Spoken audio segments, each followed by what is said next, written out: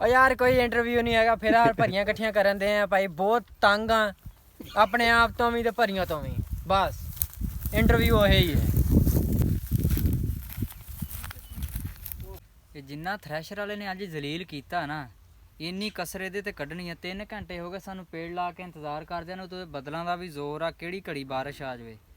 ਬਾਈ ਜਿਹੜਾ ਅੱਜ ਨਵਾਂ ਇੰਜਣ ਬਣਾ ਕੇ ਆਂਦਾ ਪਿਆ ਨਾ, ਤੇ ਆ 2 ਕਿੱਲੇ ਕੱਢ ਕੇ ਜਾ ਕੇ ਦੁਬਾਰਾ ਇੰਜਣ ਬਣਾਵੇ। ਇਹਦੀ ਅੱਜ ਨਾ ਇਹ ਤਬੀਅਤ ਬਣਾਣੀ ਆ। ਜੇ ਉੱਠ ਕੇ ਮੇਰੀ ਲਓ ਗੱਲ ਸੁਣ, ਜੇ ਉੱਠ ਕੇ ਆਵੇ ਨਾ ਵੀ ਗਾਲਾ ਥੋੜਾ ਜਾਂ ਕੁਛ ਵੀ, ਤੇ ਇਹਨੂੰ ਆ ਬੰਨ ਦੇਣਾ ਅੰਬ ਦੇ ਨਾਲ, ਪਿੱਛੇ ਲਿਆ ਕੇ ਨਾ ਰੱਸੀ ਚੁੱਕ ਲਿਆ ਉਹਨੂੰ, ਨਹੀਂ ਤਾਂ ਉਹ ਮੰਜੇ ਦੌਣ ਖੋਲ ਕੇ ਨਾ ਇਹਨੂੰ ਬੰਨ ਦੇਣਾ। ਇਹਦੀ ਤਬੀਅਤ ਬਣਾਣੀ ਅੱਜ, ਜਿਹੜਾ ਇਹ ਜ਼ਲੀਲ ਕੀਤਾ ਨਾ ਇਹਨੇ।